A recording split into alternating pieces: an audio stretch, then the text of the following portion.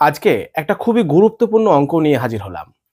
এই অঙ্কটি কিন্তু 9-10 এর বইয়ে পাওয়া যায়। 9-10 এর যে গণিত বই আছে সেখানে কিন্তু এই ধরনের অঙ্ক অনেকগুলি আছে। তবে এই অঙ্কগুলি কিন্তু খুবই ইম্পর্টেন্ট অঙ্ক।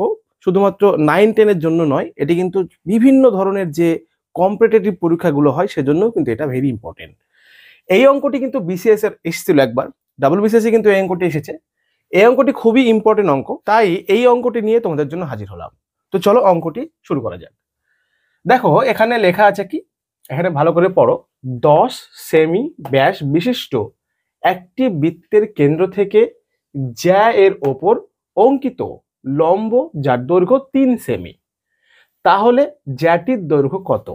প্রথমত অঙ্কটি ভালো করে করতে হলে ভালো করে বুঝতে হবে, অঙ্কটি ভালো করে পড়তে হবে। আমি আরো একবার ভালো করে পড়ে শোনাচ্ছি।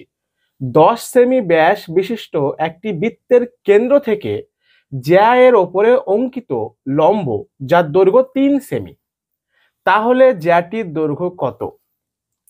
এই অঙ্কটি করতে হলে কিছু সূত্র আমাদেরকে জানতে হবে, পিথাগোরাসের সূত্র। যদি আমরা না জেনে থাকি আমরা এই ভিডিওর মাধ্যমে জানবো। তো প্রথমত আগে সূত্রটা বুঝে নিই, তারপর আমরা অঙ্কটা করব, কারণ সূত্রটা খুবই সহজ, একবার দেখে নিলে সারা জীবন মুখস্থ থাকবে আশা করি। তো চলো দেখো, সূত্র দেখার জন্য আমি একটা ত্রিভুজ আঁকিয়ে নিই। এখানে আমি একটা ত্রিভুজ আঁকাচ্ছি, নাম দিচ্ছি এ বি বি এবং সি। এই ত্রিভুজটার নাম দিলাম এ বি সি। সূত্রটা মুখস্থ করার জন্য আমাদেরকে প্রথমত এটা দেখতে হবে। সূত্র যদি আমরা জানি তাহলে কিন্তু এই ধরনের অঙ্ক আমরা অনায়াসে খুব সহজে করতে পারি। তো প্রথমে এই যে লম্বটা দেখছি আমরা এসি, এই যে এসি, এটার নাম হচ্ছে অতিভুজ।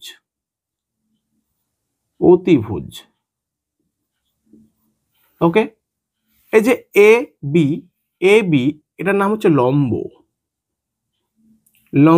ওকে, এটার নাম হচ্ছে কি? লম্ব। আর যে নিচে আছে না বিসি, এই বিসিটাকে বলে ভূমি। পিথাগোরাসের সূত্র আছে 3টে, ঠিক আছে? এখানে 3টেই করে দেবো। এই ত্রিভুজের উপরেই 3টে আমরা যদি জানি তাহলে যথেষ্ট পরিমাণে আমরা অঙ্ক করতে পারবো।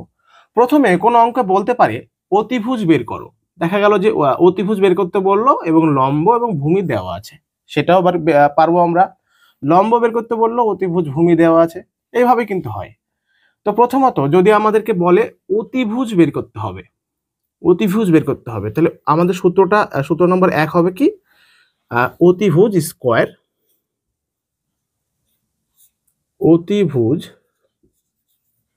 স্কোয়ার সমান লম্ব স্কোয়ার প্লাস ভূমি স্কোয়ার।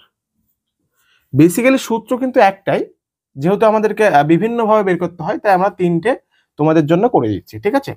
2 নম্বর যেটা, যদি বলে লম্বটা বের করতে হবে, বের করো, সেক্ষেত্রে লম্ব স্কোয়ার সমান অতিভুজ স্কোয়ার মাইনাস ভূমি স্কোয়ার। এই হলো 2 নম্বর। 3 নম্বর যেটা আছে সেটা হলো ভূমিটা বের করতে হবে, তাহলে ভূমি স্কোয়ার সমান অতিভুজ স্কোয়ার মাইনাস লম্ব স্কোয়ার।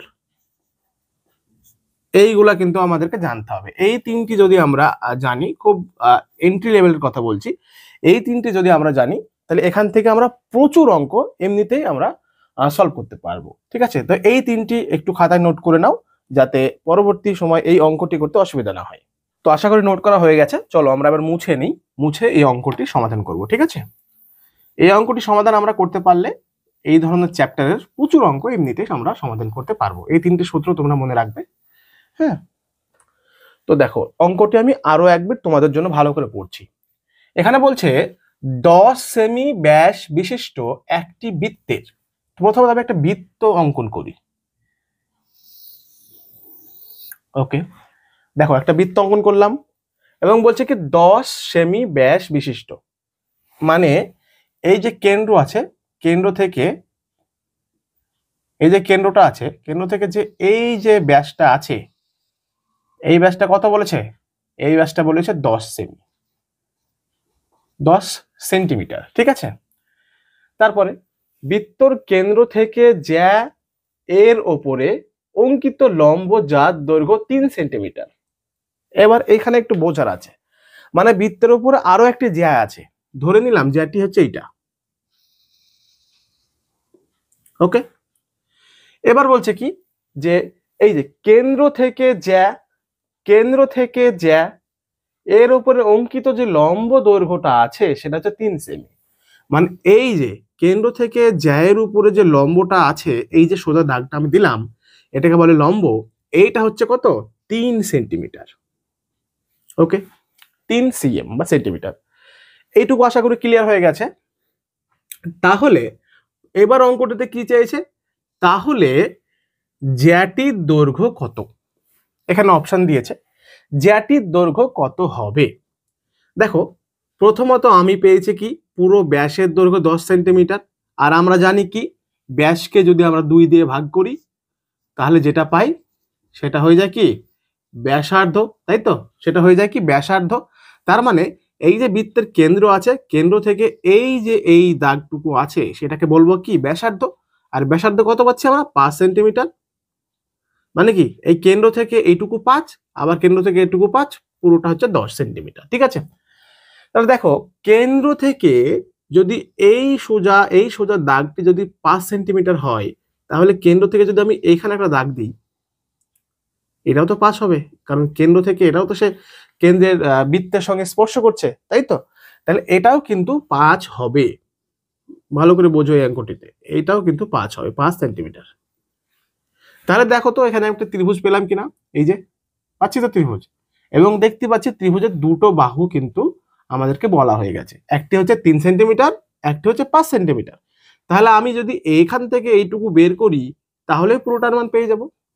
আর সূত্র কি আছে? আমি নাম দিয়ে দিলাম, ধরি এটা এ, এটা বি, এটা সি, ঠিক আছে। তাহলে আমি এই ত্রিভুজের অনুযায়ী যে সূত্রগুলি একটু আগে আমি করালাম, সেখানে আমরা বলতে পারি যে এসি মানে হচ্ছে অতিভুজ, এবি হচ্ছে লম্ব, এবং বিসি হচ্ছে কি ভূমি। তাহলে এখানে কি চেয়েছে? আমাদেরকে বের করতে হবে ভূমি। তাহলে কি চেয়েছে? ভূমি চেয়েছে, মানে বিসিটা চেয়েছে। তাহলে বিসি স্কোয়ার, সূত্র হিসাবে সূত্রই ফেলছি, বিসি স্কোয়ার।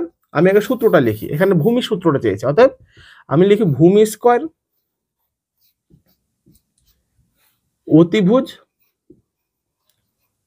অতিভুজ স্কোয়ার মাইনাস লম্ব স্কোয়ার। আমি তোমাদের জন্য খুব ডিটেলে অঙ্কটি করে দিচ্ছি, যদি তোমরা জেনে যাও তো ম্যাক্সিমাম সময় লাগবে হয়তো 20 থেকে 25 সেকেন্ড, এই এই সময়ের মধ্যে অঙ্কটি হয়ে যাবে। তাহলে এইটা হচ্ছে মেন সূত্র, এই সূত্র লাগবে এই অঙ্কটি করতে হলে, তাই তো?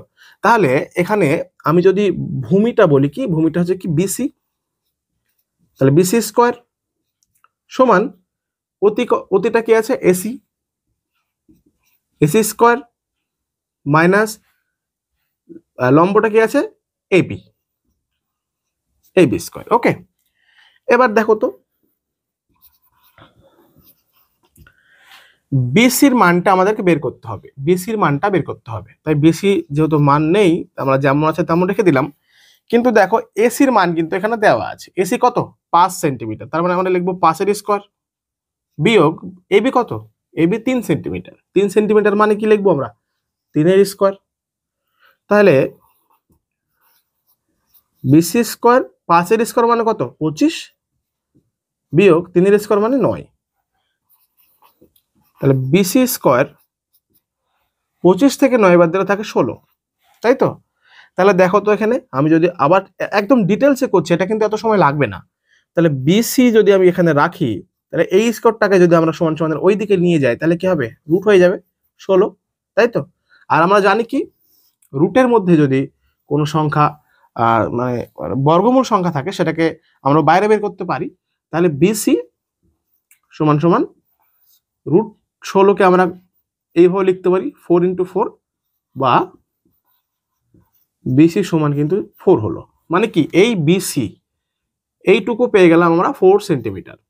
কিন্তু চেয়েছি কি দেখো, তাহলে জ্যাটির দৈর্ঘ্য কত, মানে পুরোটার, আমি এটা কিউ পি নাম দিলাম, মানে কিউ পি এর পুরো দৈর্ঘ্যটা চেয়েছে। তা আমরা কিউ পি এর দৈর্ঘ্যটা, সরি এখানে তো সি আছে, আমরা কিউ সি এর দৈর্ঘ্যটা চেয়েছে। তাহলে আমরা তো অলরেডি জানি বিসিটা কত, বিসিটা হচ্ছে 4 সেন্টিমিটার। তাহলে কিউ সিটা কত হবে, নিশ্চয়ই তার ডবল হবে, তাই না, নিশ্চয়ই তার ডবল হবে। তাহলে অতএব কিউ সি সমান সমান 4 × 2 মানে 8 সেন্টিমিটার। উত্তরটা হবে 8 সেন্টিমিটার, মানে অপশন নাম্বার বি হবে কারেক্ট অ্যান্সার। ধন্যবাদ।